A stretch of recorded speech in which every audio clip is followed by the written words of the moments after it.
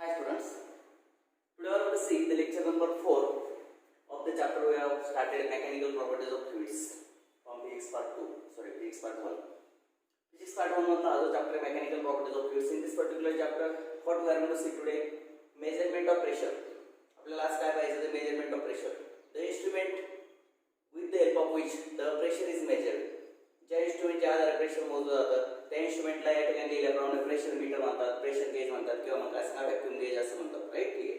The instrument with the help of which we can measure the pressure. ज्या इंस्ट्रुमेंटच्या आधारे pressure मोजलं जातं it is called काय सांगा प्रेशर मीटर और काय सांगा प्रेशर गेज और व्हॅक्यूम गेज. त्याला आपण व्हॅक्यूम गेज, प्रेशर गेज किंवा काय सांगा प्रेशर मीटर असं म्हणत असतो. चला तर आता आपण या ठिकाणी दोन इंस्ट्रुमेंटचं डिस्क्रिप्शन पाहणार आहे. हाऊ टू मेजर द काय सांगा प्रेशर. प्रेशर कसं मोजायचं त्यासाठी दोन इंस्ट्रुमेंटचं आपण डिस्क्रिप्शन पाहणार आहोत या ठिकाणी. लक्षात घ्या. First one is the mercury barometer and second one is the open tube manometer. these are the two instruments used for measuring the काय सांगा प्रेशर. हे जे दोन इंस्ट्रुमेंट आहेत ते प्रेशर मोजण्यासाठी वापरले जातात. कळतं सर्वांना. they are also called as pressure meter, pressure gauge और व्हॅक्यूम गेज. मग हे जे काही दोन इंस्ट्रुमेंट आहेत लक्षात घ्या या दोघांचं थोडंसं स्ट्रक्चर या ठिकाणी वेगळं आहे. याच्यामध्ये एकच ट्यूब आहे. इट इज इनव्हर्टेड काय सांगा टेस्ट ट्यूब. इनव्हर्टेड अशा प्रकारची ट्यूब आहे आणि त्या ठिकाणी यू ट्यूब आहे लक्षात घ्या. That's why it is called as open tube manometer और यू ट्यूब मॅनोमीटर. कळतं सर्वांना. दोघांमध्ये फरक आहे. आता हे जे काय मर्क्युरी बॅरोमीटर लक्षात घ्या. we are going to see the mercury barometer in detail first. पहिल्यांदा आपण हा पाहूयात मर्क्युरी बॅरोमीटर आणि नंतर आपण जाऊयात ओपन ट्यूब मॅनोमीटर कडे. आता मर्क्युरी बॅरोमीटर मध्ये तुमच्या पास I have drawn the diagram. मी डायग्राम या ठिकाणी काढलेली आहे मला. मर्क्युरी बॅरोमीटर आहे. This is the instrument use to measure the atmospheric pressure. त्यासाठी वापरलं जातं लक्षात घ्या. ॲटमॉस्फेरिक प्रेशर मोजण्यासाठी वापरलं जातं. This is the instrument. This instrument is used to measure atmospheric pressure. त्यासाठी वापरायचं कळालं सर्वांना.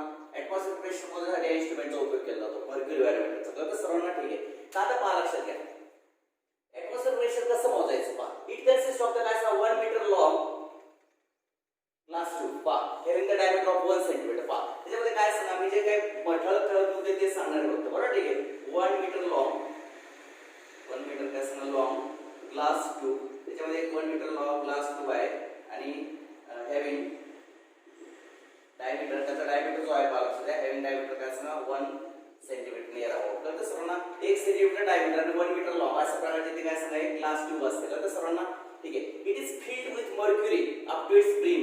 ते काय केलं सांगा फिल्ड विथ काय सांगा मर्क्युरी. ती काय केलं फिल्ड विथ मर्क्युरी. ती मर्क्युरीने काय केली सांगा पूर्णपणे भरलेली मर्क्युरी अप टू इट्स काय सांगा ब्रीम.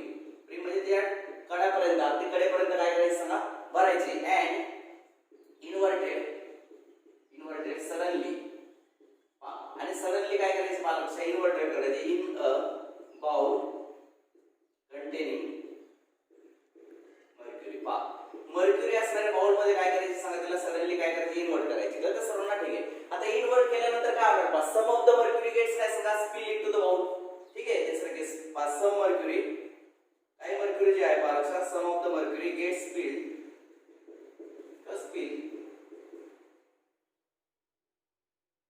इनटू काय सांगा bowl and level of mercury inside the glass tube falls. ती ग्लास ट्यूबची ही मर्क्युरीची लेवल आहे ती काय होते सांगा फॉल होते थोडी खाली येते. कळतं सर्वांना. ठीक आहे. आणि इथे व्हॅक्यूम क्रिएट होतो. राईट. ठीक आहे. अँड व्हॅक्यूम इज क्रिएटेड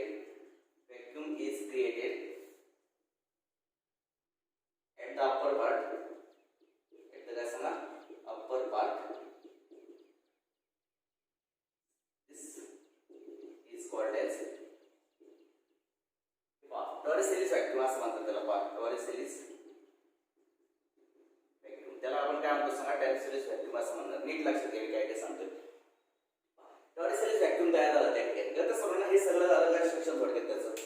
पहा मी काय काय सांगितलं नीट लक्षात घ्या. हे काय करायचे 1 मीटर लॉंग 1 मीटर लांबीची काय करायची ग्लास ट्यूब तुम्हाला घ्यायची. You have to take the 1 metre in length and 1 centimeter in diameter glass tube. It is completely filled with काय सांगा मर्क्युरी. ती पूर्णपणे मर्क्युरीने भरायची. प्रॅक्टिकल मध्ये मर्क्युरी इज नॉट काय सांगा सजेस्टेड. प्रॅक्टिकल करताना मर्क्युरी सजेस्ट केलेली नसते कारण mercury is hazardous to life and the environment. Mercury hazardless आहे तर सर्वांना ठीक आहे. आपल्या शरीरात वगैरे जरी गेली तर ती पॉइझनस पण असते, पण लक्षात घ्या. त्यामुळे प्रॅक्टिकल मध्ये मर्क्युरी सजेस्ट केली नाही, पण खूप ॲक्युरेट लेवलला आणि खूप केअरफुल एक्सपेरिमेंट करायचा असेल तरच मर्क्युरी वापरा, हे लक्षात घ्या. तर सर्वांना ठीक आहे. चला असू द्या. तर मर्क्युरीने काय करायचे, टेस्ट पूर्ण भरायची. नंतर एक बाउल घ्यायची, bowl. It has filled with calcium mercury. ती सुद्धा कशाने भरायची, मर्क्युरी थोडीशी कमी ठेवा ती, ठीक आहे. तर अशा प्रकारे it is also filled with mercury. Then this test tube, ही जी 1 मीटर लॉंगची टेस्ट ट्यूब होती, it is suddenly inverted into the काय सांगा, बाउल कंटेनिंग द मर्क्युरी. त्या बाउल मध्ये ते सडनली काय करायचे, असं इन्व्हर्ट करायचे. तर सर्वांना ठीक आहे. इन्व्हर्ट केल्यानंतर सम ऑफ द मर्क्युरी, याच्यातली काही मर्क्युरी जी आहे इट स्पिल्स इनटू द काय सांगा, बाउल. ती बाउल मध्ये सांडून जाईल. तर सर्वांना ठीक आहे. खाली आहे थोडीशी.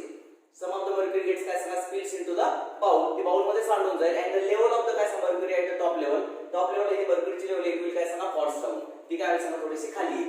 नाउ दिस पोर्शन हा जो पोर्शन आहे, डू नॉट कंटेन काय सांगा, एनी एअर. त्याच्यामध्ये कुठले एअर किंवा कुठल्या फक्त थोडेसे मर्क्युरीचे वेपर्स असतात, ठीक आहे. पण जनरली इट इज कॉल्ड काय सांगा, टॉरिसेलिस व्हॅक्यूम. त्याच्यामध्ये कुठल्या प्रकारचे एअर वगैरे काहीच नसते, लक्षात ठेवा. तर असं जो फ्री स्पेस त्या ठिकाणी तयार होते, इट इज कॉल्ड काय सांगा, टॉरिसेलिस व्हॅक्यूम असं म्हणणार त्याला आपण, राईट. ठीक आहे. It contains do not have any air. Some mercury vapours are available just. तर ते सर्वांना ठीक आहे. तर अशा प्रकारची या ठिकाणी मग सगळं झालं का, तर प्रेशर ॲट ए. आता पहा फोर्थ केस काय होणार, प्रेशर ॲट काय सांगा, point A is equal to काय असणार सांगा, 0. लक्षात, ए ची केस आहे पहा, ए पॉइंटला प्रेशर किती असणार सांगा, 0 असणार आहे. अँड प्रेशर ॲट काय सांगा, बी इज इक्वल टू काय सांगा, प्रेशर ॲट सी. आता पहा B and C are any two points at same horizontal level.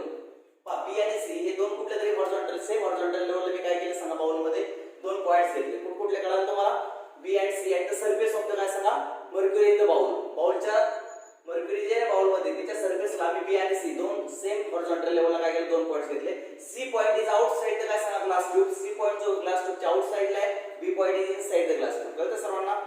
B point जो आहे तो ग्लास ट्यूबच्या आतमध्ये आहे आणि सी पॉइंट ग्लास ट्यूबच्या कुठे आहे सांगा, बाहेर आहे. सी इकडे घेऊ शकता, इकडे घेऊ शकता.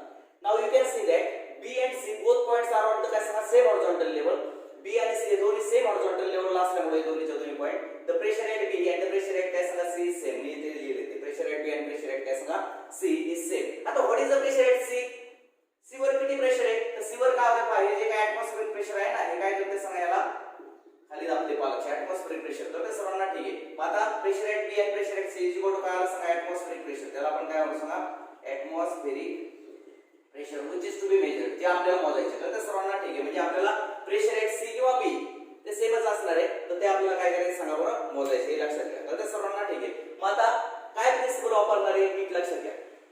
आता मला तुमच्या असं लक्षात आलं का, pressure at B, pressure at काय सांगा, बी इज इक्वल टू काय सांगा, प्रेशर ॲट सी. आणि pressure at A is equal to काय सांगा, 0. एला प्रेशर किती आहे, 0. कारण याच्यावर कुठलं एअर कॉलम नाहीये, त्याच्यावरती काहीच नाही. आणि त्यामुळे कुठल्या एअर कॉलमचं वेट जे weight acting, weight of air column acting per unit area is called as pressure. पण या ठिकाणी एअर कॉलमच नाहीये. तर सर्वांना ठीक आहे. ऍटमॉस्फेरिक प्रेशर जे आहे याच्यावर आहे, पण आतल्या भागात कुठलंच प्रेशर नाहीये, लक्षात घ्या. आणि त्यामुळे pressure at point A is काय सांगा, 0. बी आणि सी चं प्रेशर कसं आहे, सेम आहे. तर ते सर्वांना ठीक आहे. मग आता आपला प्रश्न असा आहे पहा, लक्षात घ्या, की how to find out the काय सांगा, प्रेशर ॲट सी और प्रेशर ॲट काय सांगा, बी. लक्ष सर्वांच्या ठीक आहे. मग आता तुमच्या एक लक्षात आलं का, now pressure at B, pressure at काय सांगा, बी या ठिकाणचं जे प्रेशर आहे पहा, लक्षात द्या, is equal to pressure at A या ठिकाणचं प्रेशर. आणि एवढा एअर कॉलम जास्त आहे ना, पहा लक्षात द्या. मग एला जे प्रेशर आहे त्याच्यामध्ये हे एअर कॉलमचं जे काय, सॉरी हा जे लिक्विड कॉलम आहे त्याचं प्रेशर ऍड करावं लागेल. मग एच इंटू काय सांगा, रो इंटू जी. पहा लक्षात द्या, मी काय सांगितलंय, बी या ठिकाणचं प्रेशर ए या ठिकाणच्या प्रेशरपेक्षा किती जास्त असणार आहे, त्या लिक्विड कॉलमच्या वेटचं जे काय प्रेशर असणार आहे त्याच्याने जास्त असणार आहे. कळतं सर्वांना. लक्षात, ए ठिकाणचं प्रेशर कमी आहे, बी ठिकाणचं प्रेशर जास्त आहे. मग pressure at B is equal to काय सांगा, प्रेशर ॲट ए प्लस काय सांगा, pressure due to this liquid column. Liquid कॉलमवर प्रेशर किती असतं, काल परवा आपण शिकलेलो आहे, किती, H rho G. H rho G is the काय सांगा, pressure exerted due to this liquid column. हा जो लिक्विड कॉलम आहे त्याची हाईट किती आहे, एच. एच हाईट मध्ये बॅलन्स झाले. मग H is height of liquid column, rho is the density of mercury, g is the gravitational acceleration. मग व्हॉट इज द काय सांगा, pressure exerted by this liquid column, h rho जी. मग pressure at B is equal to pressure at A plus काय सांगा, pressure due to this liquid column. कळतं सर्वांना. But P is equal to 0. मग PB is equal to किती आलं, 0 plus काय सांगा, एच रो जी. मग पीबी इज इक्वल टू आले तुमचं काय सांगा, एच रो जी. आणि 10 पाच तुमच्या असं लागतील की पीबी आणि पीसी कसे सांगा, same. PB is equal to काय सांगा, PC is equal to H rho G. 10 आपल्याला असं लक्षात येईल की ऍटमॉस्फेरिक प्रेशर काय सांगा, प्रेशर इज इक्वल टू काय सांगा, h rho g. Using this formula you can find out the atmospheric pressure. या फॉर्म्युल्याचा उपयोग करून तुम्ही ॲटमॉस्फेरिक प्रेशर फाइंड आउट करू शकता. लक्षात आलं मी काय सांगितलं? हा ठीक आहे. प्रिन्सिपल कसं काय खूप सोपा एक्सपेरिमेंट आहे, खूप सोप्या प्रकारची मेथड आहे how to measure the atmospheric pressure. कळते सर्वांना? हे पहा, हे ॲटमॉस्फेरिक प्रेशर काय करते, या मर्क्युरीवर खाली दाबते, खाली दाबल्यामुळे काय होतं हे असं वर चाललंय, त्यामुळे ही हाईट आणि ही प्रेशर एकमेकांना बॅलन्स झाले. कळते सर्वांना? ठीक आहे. ह्याची जी हाईट आहे that is weight of this liquid column, that is mercury column, आणि हे जे प्रेशर एकमेकांना बॅलन्स झाले, बॅलन्स जाऊन त्याची स्टेट हाईट या ठिकाणी स्टॉप झाली, बॅलन्स कंडिशन झाली त्या ठिकाणी. मग आपण प्रिन्सिपल काय वापरलं की B and C are at the same horizontal level. B and C are at the काय असणार? Same horizontal level. मग सेम हॉरिझॉन्टल लेवलला जर असतील तर बी चा आणि सी चा प्रेशर कसं असणार आहे? सेम असणार आहे. तर ते सर्वांना कालच आपण पास्कल्स लॉ पाहिला की नाही सर्वांना? प्रेशर इज अँटी प्रेशर काय सांगा सगळीकडे इक्वली डिस्ट्रीब्यूट झालेलं असतं. हा ठीक आहे. किंवा हायड्रोस्टॅटिक पॅराडॉक्स आपण पाहिला. ठीक आहे. त्या केसनुसार मग आता बी आणि सी चा प्रेशर कसं असणार आहे? सेम. आणि एला प्रेशर किती असणार आहे? 0. आणि याच्यावर व्हॅक्यूम तयार झालेले त्याला आपण टॉरस सिरीज व्हॅक्यूम म्हणणार आहे. It do not content any air or anything. याच्यात फक्त थोडेसे मर्क्युरीचे वेपर्स असतात, ते पण थोडेच असतात, त्यामुळे इथे व्हॅक्यूम असं गृहीत धरलेलं असतं. It is called taurus series vacuum. मग ते व्हॅक्यूमचं प्रेशर किती असणार? इथे 0. मग प्रेशर ॲट ए इज काय सांगा? 0. प्रेशर ॲट बी आणि प्रेशर ॲट सी इज काय सांगा? सेम. आता आपल्याला बी चे किंवा सी चे त्याला आपण ॲटमॉस्फेरिक प्रेशर म्हणणार आहे. मग ॲटमॉस्फेरिक प्रेशर कसं काढायचं पहा लक्षात द्या. तर तुम्ही या केस मध्ये वाढलो मी pressure at B equal to pressure at A plus काय सांगा? Pressure due to this weight of the liquid column. काय लिक्विड कॉलमचा वेट आणि ए चं प्रेशर यांच्या बेसवर बी चं प्रेशर तयार होऊ शकतं. तर सर्वांना मग नीट लक्षात घ्या. प्रेशर ॲट बी, प्रेशर काय सांगा? B is equal to pressure at A plus काय सांगा? Pressure R I due to the काय सांगा? This weight of the liquid column. तर सर्वांना म्हणून मी लिहिलं की प्रेशर ॲट बी या ठिकाणचं pressure equal to P A plus H rho G. परंतु पी ए किती आहे? 0, कारण त्याच्यावर व्हॅक्यूम आहे. मग पी ए ची व्हॅल्यू 0 टाकली, पी बी इक्वल टू किती आलं? एच रो जी. मग इथलं आणि इथलं प्रेशर सेम असणार, पी बी आणि पी सी सेम असतं, म्हणून ॲटमॉस्फेरिक प्रेशर आले एच रो जी. तर this is the formula to find out the काय सांगा? Atmospheric pressure. तर हा फॉर्म्युला आपण ॲटमॉस्फेरिक प्रेशरला काढू शकतो. कळतंय सर्वांना? आलं लक्षात? ठीक आहे. This way we are see how to use the mercury barometer. Mercury barometer कसा वापरायचा कशासाठी? टू मेजर द काय सांगा? Atmospheric pressure. ॲटमॉस्फेरिक प्रेशर साइड मेजर करण्यासाठी मर्क्युरीचा बॅरोमीटर कसा वापरतात ते आपण त्या ठिकाणी आता काय केलं सांगा? पाहिले. आता आपल्याला पुढचा टॉपिक चेक आउट करायचं पहा लक्षात. Open tube manometer. पहा मी तुम्हाला सांगितले की 2 इन्स्ट्रुमेंट आपण स्टडी करणार आहे प्रेशर मोजण्याची. हे जे दुसरे इन्स्ट्रुमेंट आहे पहा लक्षात, याला म्हणतो आपण open tube manometer. Using this instrument we can measure the काय सांगा? Pressure of the gas or fluid enclose in the काय सांगा? वेसल. हे जे काय याच्यामध्ये काय सांगा? गॅस किंवा फ्लुइड आहे पहा लक्षात. याच्यामध्ये इट इज काय सांगा? गॅस ऑब्लिक काय सांगा? Fluid vessel. गॅस किंवा फ्लुइड त्याच्यामध्ये काय केलं सांगा? भरलेले. आणि we are interested to measure the काय सांगा? प्रेशर. आपल्याला याचं प्रेशर मोजायचे. तर ते सर्वांना we are interested to measure the काय सांगा? प्रेशर एन्क्लोज इन दिस काय सांगा? Vessel D. त्या डी नावाच्या वेसल मध्ये जे काही गॅस किंवा फ्लुइड एन्क्लोज केलेले त्याचं प्रेशर आपण मोजणार आहे. तर दिस कन्सिस्ट ऑफ द काय सांगा? यू शेप्ड काय सांगा? ट्यूब. ह्याच्यामध्ये काय सांगा? यू शेपची अशा प्रकारची एक ट्यूब घेतलेली आहे पहा लक्षात. U shape tube having the 2 arms out of which 1 arm is open. 2 arm आहे तिला, त्यापैकी एक आर्म कसे सांगा? ओपन आहे. आणि अदर आर्म जे दुसरे arm it is joint to the काय सांगा? It is connected to the vessel which contains the काय सांगा? Gas or fluid which pressure is to be measured. ज्या गॅसचं किंवा फ्लुइडचं प्रेशर मोजायचे त्या कंटेनरला दुसरी आर्म जोडलेली आहे पहा. यूट्यूबची दुसरी आर्म याला जोडलेली आहे. आणि 1 आर्म जे आहे एक arm it is open to atmosphere. ती ॲटमॉस्फिअरला कसे सांगा? ओपन आहे. लक्षात घ्या. इथून वरती सगळं ॲटमॉस्फिअर आहे. लक्षात घ्या. तर ते सर्वांना ठीक आहे. त्या ॲटमॉस्फिअरला ती ओपन आहे. आता मी काय करणार आहे पहा लक्षात. लेट ए बी द काय सांगा? पॉइंट ॲट द काय सांगा? आर्म ए. हिची काय आर्म हिला आपण काय करू सांगा? आर्म ए फर्स्ट आर्म म्हणून इथं आर्म 1 म्हणतो आणि हिला काय म्हणतो सांगा? आर्म 2 म्हणतो. ठीक आहे. हिअर इट इज आर्म 1 आणि हिअर इट इज काय सांगा? आर्म 2. कन्सिडर द काय सांगा? Point A is at the काय सांगा? Top of the liquid level in the arm 1. Arm 1 च्या टॉपला लिक्विड लेवलचे जे टॉप आहे त्याच्या ठिकाणी कोणता पॉइंट आहे सांगा? ए. आता obviously you can see that point A is expose to the काय सांगा? ॲटमॉस्फिअर. पॉइंट ए जो आहे त्याच्यावर सगळं रिकाम आहे. मग त्याच्यावर काय सगळं ॲटमॉस्फिअर आहे. मग पॉइंट ए ला ॲटमॉस्फिअरिक प्रेशर किती असणार सांगा? P0. मग या ठिकाणी मी लिहितो पहा लक्षात. पहा केस 1 प्रेशर ॲट काय सांगा? ए इक्वल टू काय सांगा? ॲटमॉस्फिअरिक प्रेशर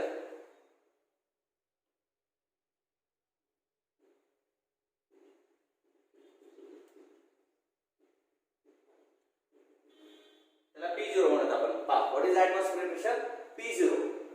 तर ते सर्वांना ठीक आहे. आता हे जे काय हे जे लिक्विड भरलेलं आहे याच्यामध्ये पहा लक्षात. इट इज काय water or kerosene. Low density वाला लिक्विड भरलेलं असतं. लो डेन्सिटी की जेणेकरून ह्या लेवल मधला फरक तुम्हाला मोठा मिळायला पाहिजे. Difference in the liquid levels in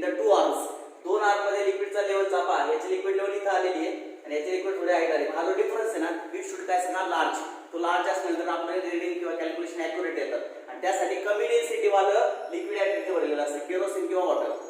इथे लक्षात ठीक आहे. तर मर्क्युरी भरलेलं असते, मर्क्युरी हॅज हाय डेन्सिटी, लक्षात ठेवा. त्या ठिकाणी कमी डेन्सिटी हा फरक आहे दोघांमध्ये. तर कमी डेन्सिटी वालं लिक्विड त्या ठिकाणी भरलेलं असतं. मी त्याकडे लागलं ते इथे लिहून ठेवतो तुमच्या माहितीसाठी. काय कुठलं लिक्विड आलेलं आहे तर वॉटर और काय सांगा केरोसिन, वॉटर और काय सांगा केरोसिन. आणि या ठिकाणी हे जे भरलेले आहे काय सांगा मर्क्युरी. इथे काय भरलेले आहे सांगा मर्क्युरी. नीट लक्षात घ्या. या केसमध्ये वॉटर किंवा केरोसिन लो डेन्सिटी वाला लिक्विड भरला असते, जेणेकरून हा जो दोन ह्या आर्मची लेवल आणि ह्या आर्मची लेवल यांच्यात काय आला पाहिजे सांगा जास्त डिफरन्स आला पाहिजे. आणि तो जास्त डिफरन्स येण्यासाठी काय केलं लो डेन्सिटीचं लिक्विड भरलेलं असतं, लक्षात राहू द्या. चला मी तुम्हाला इथं आलो होतो की ए पॉइंटला जे प्रेशर आहे, A point is expose to the gas atmosphere. A point जो तो कुठे एक्सपोज झालेला आहे ॲटमॉस्फिअर, आणि ॲटमॉस्फिअर प्रेशरला आपण काय म्हणलं जातं फक्त P0 म्हणले. किती म्हणले P0 विथ ॲटमॉस्फिअर प्रेशर. तर ते सर्वांना आता सी पॉइंट जो आहे ना C point it is expose to the काय सांगा gas containing the vessel. Vessel ज्या व्हेसलमध्ये गॅस आहे ज्याचं प्रेशर आपल्याला मोजायचे त्या पॉइंटला ते एक्सपोज झालेलं आहे. तर ते सर्वांना सी पॉइंट म्हणून सी पॉइंटचं प्रेशर कसं असणार सांगा प्रेशर ऑफ द गॅस. तर ते सर्वांना pressure at C, pressure at काय सांगा सी इज इक्वल टू काय सांगा pressure of enclosed gas in container D which is to be measured. Now pressure C आपल्याला हे प्रेशर मोजायचं. पहा हे जे प्रेशर आहे ना गॅसचं जे प्रेशर आहे त्याच्यामुळे ही ट्यूब असं हे प्रेशर जास्त आहे कुणापेक्षा ॲटमॉस्फिअर पेक्षा. त्यामुळे ही जी ट्यूबची लेवल ही खाली आली, ही ट्यूब ही लेवल कुठे गेली सांगा वर गेली.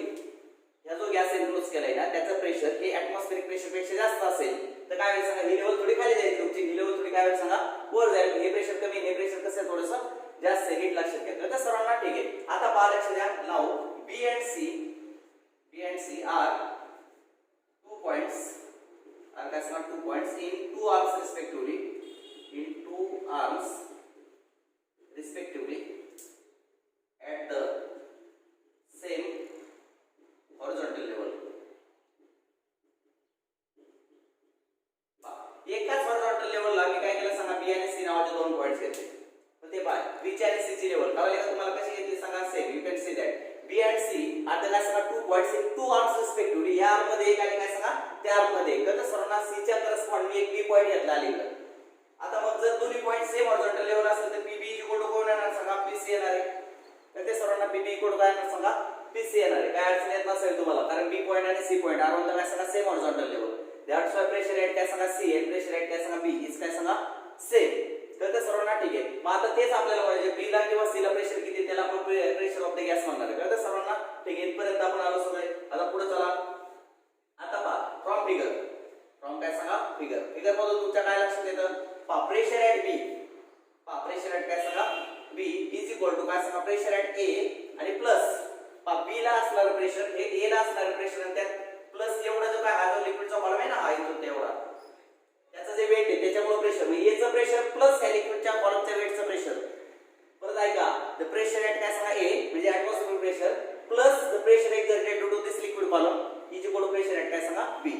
B ला प्रेशर जास्त असणार ना किती असणार A चं प्रेशर प्लस या लिक्विड कॉलमच्या वेटमुळे निर्माण झालेलं प्रेशर म्हणून PA प्लस काय सांगा या लिक्विड कॉलममुळे किती प्रेशर एक्झर्ट झालं PH रो इनटू काय सांगा G. रो म्हणजे mercury of density, density of mercury घ्यायचं नाही आपण या ठिकाणी मर्क्युरी नाही वापरली काय वापरले वॉटर किंवा केरोसिन त्याची डेन्सिटी नीट लक्षात ठेवा. नाही तर काय करा रो आहे मग रो घ्या.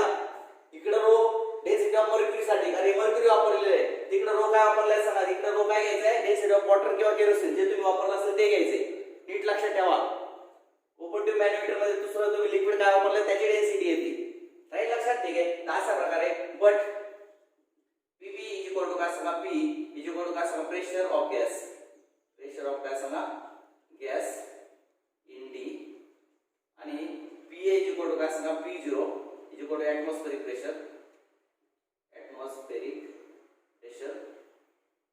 हा मग सांगा इथं काय आलं त्यावर PB is equal to PB ची व्हॅल्यू काय टाकायची P टाकायची. हे प्रेशर ऑफ गॅस हे प्रेशर कळतं सांगा PB ला किंवा PC ला. PB आणि PC एकच लक्षात घ्या बरोबर ठीक आहे. मी त्या ठिकाणी लिहितो बट PB आणि PC सेमच आहे तर आपण प्रेशर ऑफ गॅस म्हणू. एन्क्लोज इन काय सांगा सिलेंडर डी कळतं सर्वांना. आणि पीए काय सांगा ऍटमॉस्फेरिक प्रेशर, त्याला मी P0 म्हटलेलं आहे. मग P इज इक्वल पीबी आणि पीसी च्या जागी P लिहिलं इकडून पीए किती आहे सांगा P0 आणि प्लस काय सांगा H रो G. आणि म्हणून आपण या पद्धतीने तुम्ही काढू शकता. किंवा आपण गेज प्रेशर कसं काढतो का लक्षात. Gauge pressure is difference between काय सांगा ऍब्सोल्यूट प्रेशर आणि atmospheric pressure is called gauge pressure. मग P मायनस काय सांगा P0 इज इक्वल टू काय सांगा H rho G. Using this formula you can find out काय सांगा गेज प्रेशर. या फॉर्म्युल्याचा उपयोग करून आपण गेज प्रेशर काढू शकतो. कळते सर्वांना. आणि गेज प्रेशर म्हणजे काय ऍब्सोल्यूट प्रेशर आणि ऍटमॉस्फेरिक प्रेशर यांच्या डिफरन्सला गेज प्रेशर म्हणतात. किंवा मग इथलं प्रेशर काढायचं ऍब्सोल्यूट प्रेशर काढायचं असेल तर हा फॉर्म्युला आहे. गेज प्रेशर काढायचं असेल तर हा फॉर्म्युला आहे. In this way we can measure the काय सांगा pressure of the gas enclose in the काय सांगा vessel C sorry vessel D. Vessel D मध्ये जो काय गॅस एन्क्लोज केलेला असेल त्याचं प्रेशर काढण्यासाठी त्या दोन मेथड आपण पाहतोय. मेजरमेंट ऑफ प्रेशर काय आपल्या टॉपिकचं नाव मेजरमेंट ऑफ प्रेशर. प्रेशर मोजण्यासाठी दोन इन्स्ट्रुमेंट आपण वापरतोय. कुठले पहिले मर्क्युरी बॅरोमीटर. पहिलं काय इन्स्ट्रुमेंट आहे मर्क्युरी बॅरोमीटर आणि second one is open tube manometer. पहा दोन प्रकारचे इन्स्ट्रुमेंट मी इथे तुम्हाला एक्सप्लेन केले. Mercury barometer this instrument is used to measure the atmospheric pressure. हे इन्स्ट्रुमेंट जे असतं ते ऍटमॉस्फेरिक प्रेशर मोजण्यासाठी वापरलं जातं. या इन्स्ट्रुमेंट मध्ये मर्क्युरी वापरलेली आहे लक्षात घ्या. बरोबर जे लिक्विड वापरलं ना फ्लुइड जे वापरलं ते मर्क्युरी आहे लक्षात घ्या. This instrument is used to measure the atmospheric pressure. तर कसं मोजायचं H rho G is the formula. आणि हे जे इन्स्ट्रुमेंट आहे ना पहा लक्षात घ्या. हे इन्स्ट्रुमेंट कसं वापरायचं it is used to measure the pressure of the fluid enclose in the cylinder. एखाद्या सिलेंडर मध्ये तुम्ही जर फ्लुइड एन्क्लोज केलं असेल ते एन्क्लोज केलेल्या फ्लुइडचं प्रेशर मोजण्यासाठी तुम्ही काय वापरता सांगा YouTube मॅनोमीटर किंवा त्याला आपण ओपन ट्यूब मॅनोमीटर असं म्हणतो. या मॅनोमीटर मध्ये YouTube असते having the काय सांगा two arms. one arm is open to atmosphere and one arm is collected to the काय सांगा vessel in which the gas is काय सांगा collected.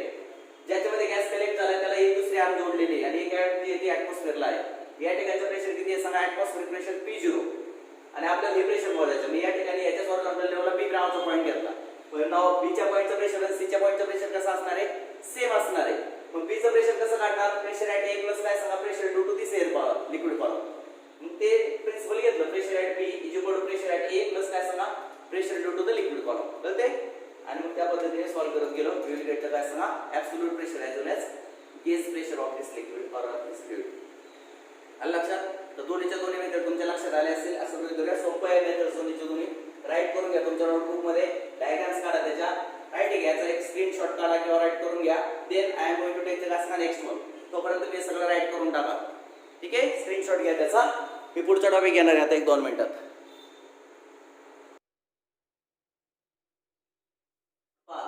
आपण सरफेस टेन्शन नावाचा टॉपिक घेणार आहे पुढचा. Surface tension. आता this is a very interesting property of the liquid or fluid. लिक्विडची स्पेशली ही फार महत्त्वाची इंटरेस्टिंग अशा प्रकारची प्रॉपर्टी आहे सरफेस टेन्शन नावाची. राईट ठीक आहे. तुम्ही बऱ्याचदा असं पाहिलं असेल लक्षात तर स्पायडर कॅन काय walk on the water. Spider जे असतात ना ते पाण्यावर चालू शकतात. तुम्ही पाहिलं ऑब्झर्व केला असेल लक्षात घ्या. राईट ठीक आहे. Spider can walk on the त्यानंतर ग्रीस निडल जे आहे it can float on the water surface. Grease लावलेली जी काही सुई असते ते जर आपण पाण्यावर टाकली तर ती काय होते सांगा पाण्यावर तरंगते. हे तुम्ही ऑब्झर्व केलं असेल कधी कधी. त्यानंतर रेन ड्रॉप्स असतील किंवा सोप ड्रॉप्स असतील तर ते soap drops have always the spherical shape. Rain drop जो किंवा सोप ड्रॉप जो आहे तर सोपचा बबल जो असेल तो नेहमी स्फेरिकल शेपच का घेतो. असं चौकोनी क्यूबिक अशा प्रकारचा शेप का नाही घेत. दे आर ऑलवेज काय सांगा स्फेरिकल शेप्स. हे सगळे जे काही कारण आहेत त्याला एक इंटरेस्टिंग प्रॉपर्टी आहे त्याच्या मागे सगळ्या मागे. It is nothing but the surface tension. हे तर लक्षात ठीक आहे. All this things can be explain with the help of काय सांगा सरफेस टेन्शन. मग what is mean by surface tension ते आपल्याला शिकायचं. But before seeing the surface tension शिकण्यापूर्वी we should know the terms related with the surface tension. आपल्याला surface टेन्शनशी निगडीत असणाऱ्या सगळ्या टर्म्स माहिती पाहिजे. म्हणून आपण म्हणणार आहे की मॉलिक्युलर थिअरी ऑफ काय सांगा सरफेस टेन्शन. पहा या ठिकाणी टॉपिक जो घेतोय surface tension is explain with the help of काय सांगा मॉलिक्युलर थिअरी. मग या ठिकाणी मी लिहित देतो थोडंसं पहा लक्षात. Molecular theory of surface tension. पहा लक्षात सरफेस टेन्शन पहा लक्षात. आता molecular theory of surface tension म्हणजे मॉलिक्युलर थिअरीच्या आधारे आपल्याला सरफेस टेन्शन एक्सप्लेन करता येतं. आता सगळ्यांना माहिती एवढी सबस्टन्स इज मेड ऑफ काय सांगा मॉलिक्युल्स. मग लिक्विड सुद्धा काय त्याला आपण वापरत नाहीये. एवढी liquid is also made of काय सांगा molecules and the molecules of the liquid attract to each other. लिक्विडचे मॉलिक्युल काय करतात एकमेकांना अट्रॅक्ट करत असतात. राईट ठीक आहे. पण दिस अट्रॅक्टिव्ह फोर्स हा जो काय अट्रॅक्टिव्ह फोर्स असतो त्याला आपण म्हणतो इंटरमॉलिक्युलर फोर्स ऑफ अट्रॅक्शन. कळतं सर्वांना. मग आता मॉलिक्युलर थिअरी आपण काही टॉपिक्स या ठिकाणी घेऊ. त्याचा पहिला टॉपिक मी याच्या ठिकाणी घेतोय पहा लक्षात. Molecular force of attraction, molecular force, molecular काय सांगा फोर्स. आता पहा लक्षात, the attractive force between the काय सांगा molecules of the liquid is called as काय सांगा, या ठिकाणी टाकलं तर 2 मिनिटं डेफिनेशन पण लिहितो पहा. The attractive force, the attractive force acting between the molecules of a liquid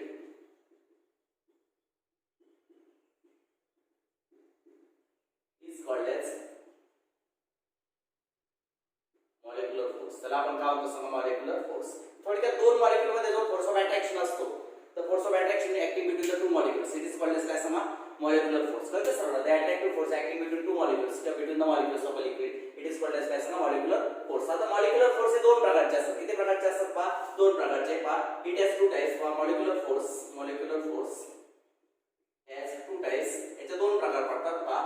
याच काय सांगा टू टाइप्स पहा. त्यातला पहिला प्रकार जो आहे first one is the cohesive force. काय सांगा cohesive force.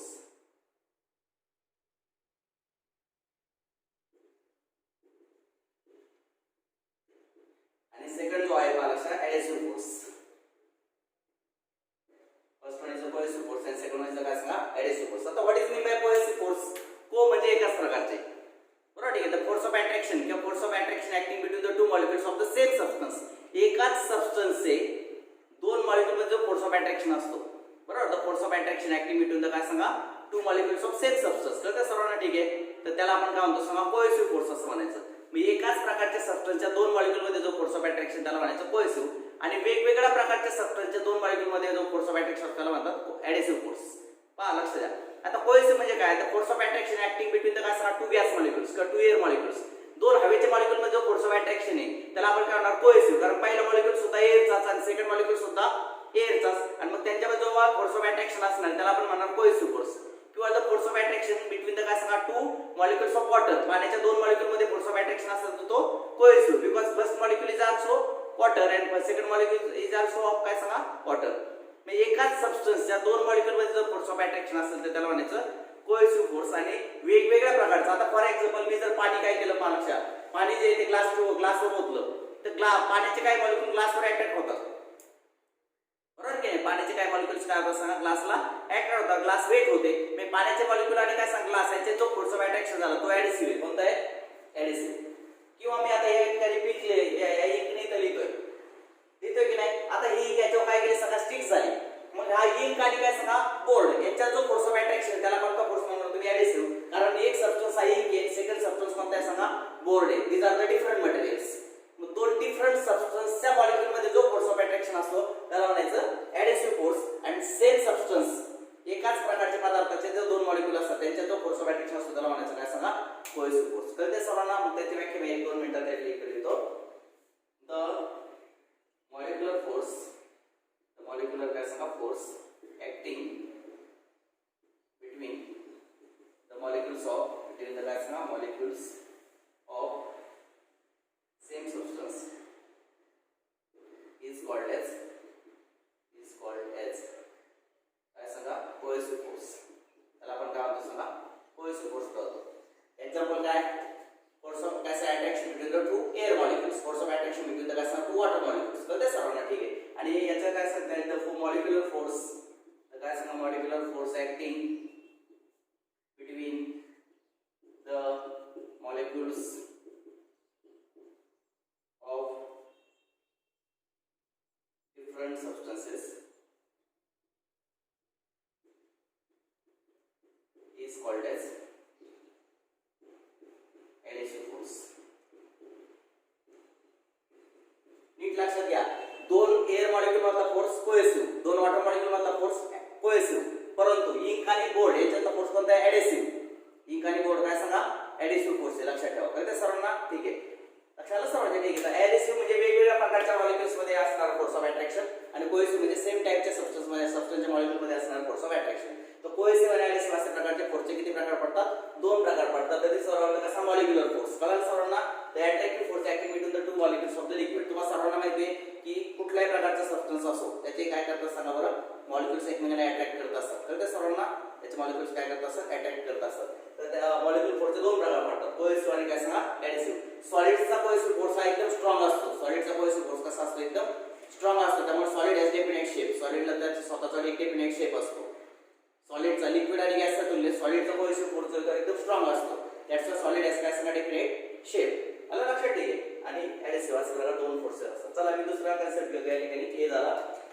I am going to take the काय सांगा सेकंड कन्सेप्ट आहे. कसं काय सांगा रेंज ऑफ मॉलिक्युलर काय सांगा force.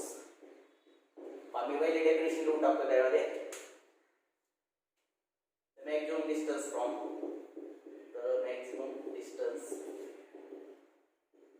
from a center of molecule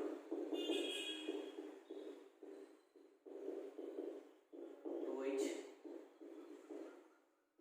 molecular force is effective is called as range of force for solids and liquids. It is 10⁻⁹ meter.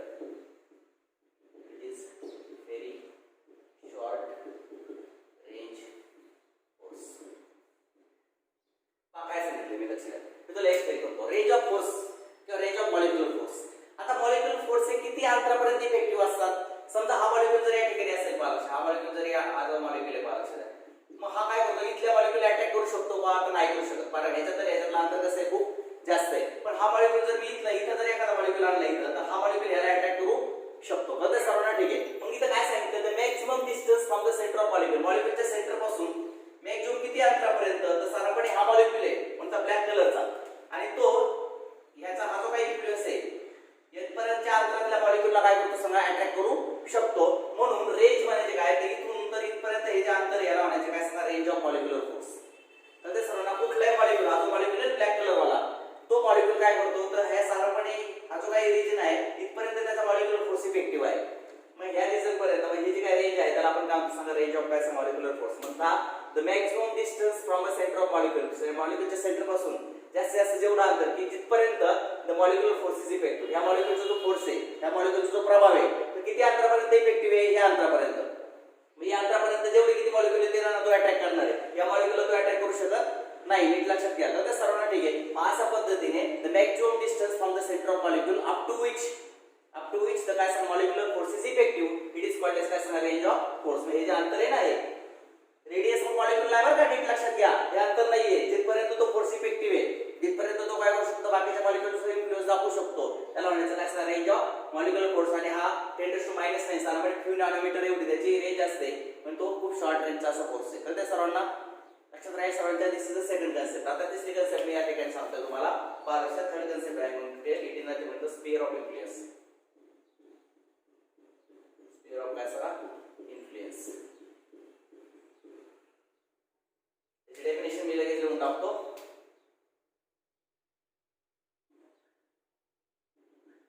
Imaginary sphere with molecule as a center and radius equal to the molecular range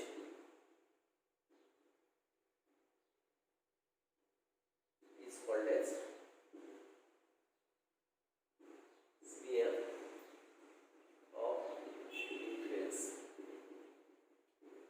मी आता तुम्हाला explain केलं होतं परत explain करतो. मला लक्षात द्या. Sphere of influence म्हणजे काय. मी तुम्हाला आता काय सांगितलं की दिस इज द ब्लॅक मॉलिक्यूल. हा काय सांगा हा मॉलिक्यूल आहे पालक्ष. हे रेड द मॉलिक्यूल हे रेड द सेंटर. बरोबर ठीक आहे. हा मॉलिक्यूल काय करतो पालक्ष इथपर्यंत जे अंतर आहे इथपर्यंत जे काही त्याचा इन्फ्लुएन्स त्याचा प्रभाव जो आहे त्याचा फोर्स ऑफ अट्रॅक्शन जो आहे तो इथपर्यंत आहे पालक्ष द्या. मग दिस डिस्टन्स इज कॉल्ड एज काय सांगा मॉलिक्युलर रेंज. याला काय म्हणायचं सांगा मॉलिक्युलर रेंज म्हणायचं. मॉलिक्युलर काय सांगा रेंज. बरोबर. The maximum distance from the centre of molecule up to which the molecule is effective. हा मॉलिक्यूल जो आहे ना ब्लॅक वाला तो कितीपर्यंतच्या मॉलिक्यूलला ह्याच्या ही जी रेंज आहे याच्या आतमध्ये जर एखादा मॉलिक्यूल असतो तर तो अटॅक करू शकतो. पण इथे मॉलिक्यूल असेल त्याला तो अटॅक करणार नाही. मग आता मला सांगायचं काय मला लक्षात घ्या की हा जो मॉलिक्यूल आहे त्याचा प्रभाव किती अंतरापर्यंत ते एवढ्या अंतरापर्यंत म्हणजे मॅक्सिमम डिस्टन्स आहे ना अप टू विच तर काय सांगा molecule is effective. Your molecular force is effective. It is called as molecular range. आणि दिस इमॅजिनरी स्फिअर, हा जो इमॅजिनरी स्फिअर काढला ना की त्याची रेडियस काय सांगा मॉलिक्युलर रेंज एवढी आहे. या पुन्हा जो आहे दिस इज कॉल्ड एज काय सांगा स्फिअर ऑफ इन्फ्लुएन्स. काय म्हणायचं स्फिअर म्हणजे त्याचा प्रभाव या स्फिअर पर्यंत आहे. तर ते सर्वांना या मॉलिक्युलचा प्रभाव या स्फिअर पर्यंत आहे. या स्फिअरच्या आतमध्ये जो कुठला मॉलिक्युल त्याला तो अट्रॅक्ट करेल. या स्फिअरच्या बाहेर जर एखादा मॉलिक्युल असेल त्याला तो अट्रॅक्ट करू शकत नाही, कारण याचा फोर्स ऑफ अट्रॅक्शन फक्त या स्फिअर पर्यंतच मर्यादित आहे. लक्षात ठेवा. That's why it is called as sphere of influence and this max of distance is called as molecular range. आणि हा जो आहे ना इमॅजिनरी स्फिअर, हा जो आहे इमॅजिनरी स्फिअर त्याला म्हणायचं काय सांगा sphere of influence. Sphere of काय सांगा इन्फ्लुएन्स. आलं लक्षात सर्वांच्या. मॉलिक्युलर रेंजच्या रेडियस इतका जर आपण स्फिअर काढला, मॉलिक्युलचा सेंटर मॉलिक्युलरचा सेंटर घेऊ, एक मॉलिक्युल इज टेकन याचं काय सांगा सेंटर. आलं लक्षात आहे. आणि radius equal to molecular range, then the imaginary sphere is drawn around the molecule. It is called as काय सांगा स्फिअर ऑफ इन्फ्लुएन्स. कळलं सर्वांना. ठीक आहे. तर this is the third concept. आपण पाहतोय कन्सेप्ट्स रिलेटेड विथ काय सांगा सरफेस टेन्शन. सरफेस टेन्शन शिकण्यापूर्वी आपल्याला काही कन्सेप्ट माहिती असणं गरजेचं आहे. कन्सेप्ट मी तुम्हाला शिकवते. पहा लक्षात घ्या. नंतर चौथी कन्सेप्ट आहे पहा लक्षात घ्या सरफेस फिल्म. सरफेस काय सांगा फिल्म. पहा लक्षात घ्या. मी ते सांगतोय the surface layer of a liquid with thickness equal to the range of the intermolecular force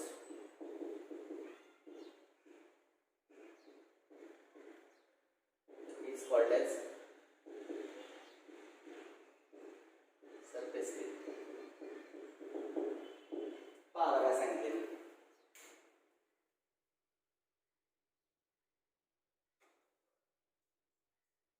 ठीक आहे. Surface film the surface layer of a liquid. लिक्विडचा सरफेस लेयर तुम्ही दाखवलाय पहा. हा जो सरफेसचा लेयर आहे, हा आता एकदा लक्षात. हा जो मॉलिक्युल हिची काय आहे रेंज ऑफ काय सांगा मॉलिक्युलर रेंज म्हणतो आपण त्याला. मॉलिक्युलर रेंज आहे. हा समजा मॉलिक्युल आहे त्याची मॉलिक्युलर रेंज आहे. तर हिची काय पहा लक्षात मॉलिक्युलर रेंजच्या रेडियस जी मॉलिक्युलर रेंज आहे तेवढ्या जाडीचा तेवढ्या थिकनेसचा जर मी काय केलं सांगा लेयर काढला असा लिक्विडच्या सरफेसला तर सर्वांना ठीक आहे. पहा इथं आय नावाचा मॉलिक्युल आहे त्याची रेंज आहे मॉलिक्युलर रेंज गृहीत धरा एवढी काय ठीक आहे. तर त्या रेडियस एवढा मॉलिक्युलर रेंजच्या रेडियस एवढा जर मी काय केलं सांगा थिकनेसचा म्हणून मी इथे लिहिलंय द सरफेस लेयर. सरफेस म्हणजे टॉपच्या लेयरच्या लिक्विडच्या लेयरच्या सरफेसचा with thickness equal to range of intermolecular force. Intermolecular force जो आहे ना तेवढ्या थिकनेसचा हे पाहिजे एवढी. तर समजा एवढ्या थिकनेसचा जर मी काय केला सांगा एक सरफेस लेयर त्या लिक्विडच्या लेयरवर लिक्विडच्या सरफेसवर घेतला त्याला काय म्हणायचं तुम्ही सांगा सरफेस फिल्म असं म्हणतात. तर ते इन दिस केस पाहा ही जी काय आहे ना ही it is called as surface film. It is called as काय सांगा सरफेस फिल्म. लक्षात द्या एक्स वाय आणि काय सांगा डॅश वाय डॅश याची जी काय बाउंड केलेली फिल्म आहे ना इट इज कॉल्ड एज काय सांगा सरफेस फिल्म एवढी. हे लक्षात ठीक आहे.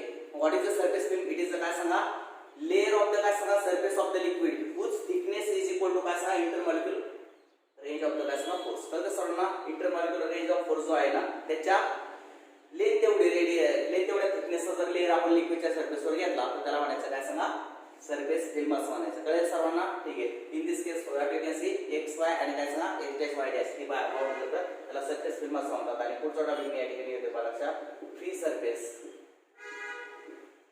Surface of a liquid. आता इट इज द सरफेस काय सांगा surface of a fluid which does not experience any shearing stress